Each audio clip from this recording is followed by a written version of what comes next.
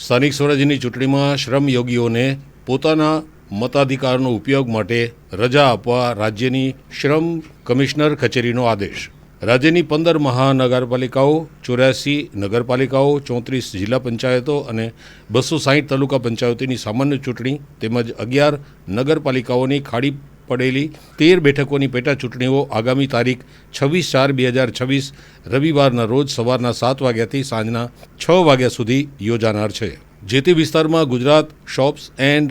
એસ્ટાબ્લિશમેન્ટ્સ regulation of employment and condition of service act 2019 હેઠળ નોંધાયેલા શ્રમયોગીઓ કર્મચારીઓ પોતાના મતાધિકારનો ઉપયોગ કરી શકે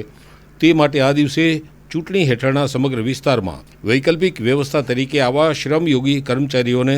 મતદાન માટે વારાફરતી 3 કલાકની ખાસ